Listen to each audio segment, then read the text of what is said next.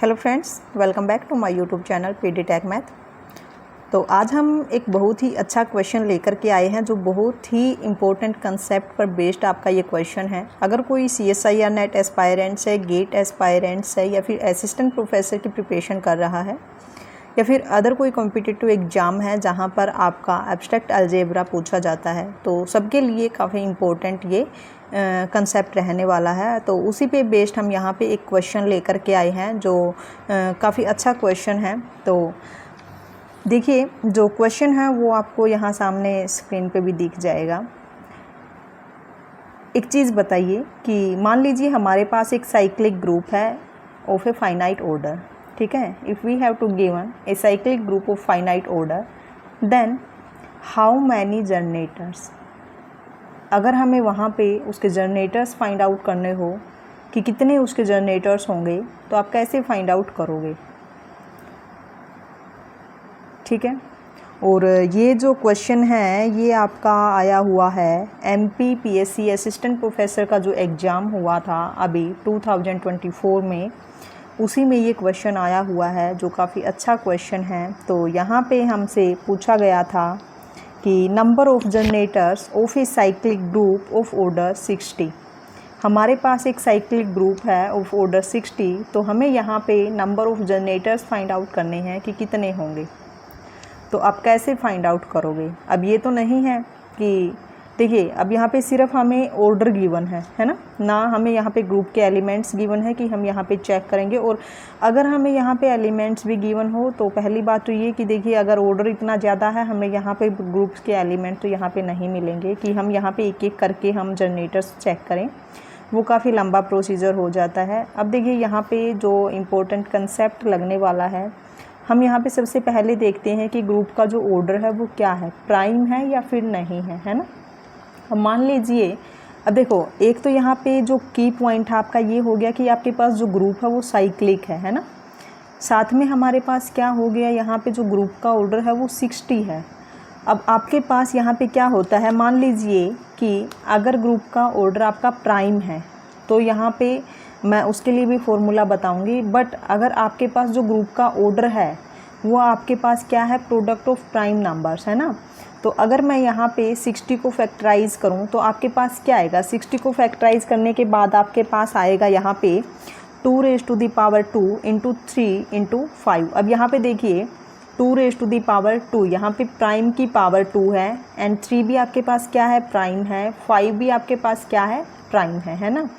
तो अब देखिए यहाँ पे जो 60 है ना, जब हमने यहाँ पे 60 को फैक्टराइज़ किया है तो हमारे पास क्या आ गया, प्राइम फैक्टर्स यहाँ पे आए हैं है ना, प्राइम फैक्टर्स यहाँ पे आए हैं।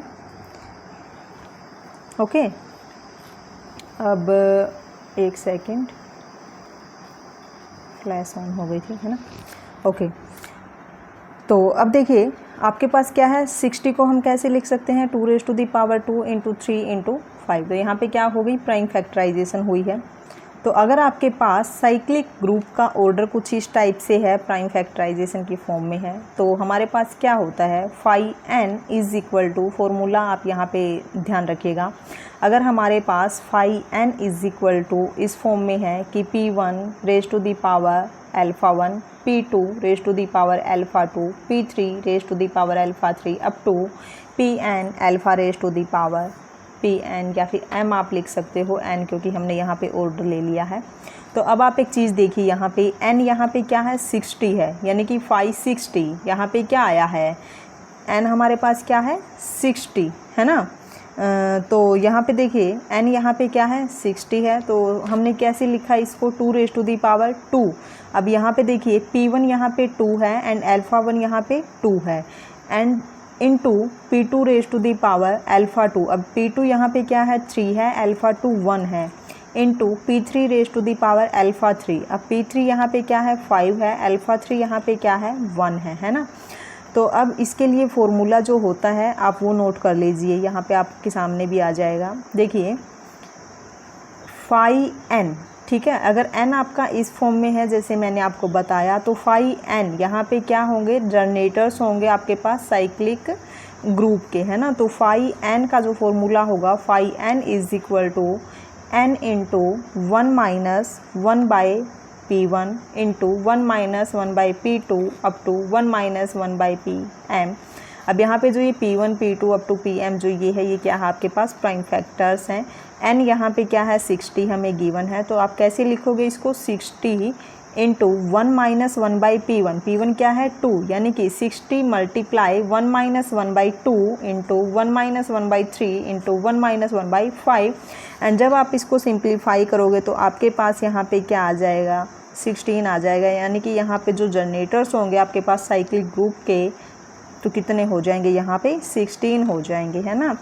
तो ये तो था आपका कि जब n आपका किस फॉर्म में हो, प्राइम फैक्टराइजेशन की फॉर्म में हो, तो तब आपके पास जो फॉर्मूला होता है वो क्या होगा, if n is equal to P1 raise to the power alpha 1, P2 raise to the power alpha 2 up to Pm raise to the power alpha m, and वे है P1 P2 up to Pm are prime numbers.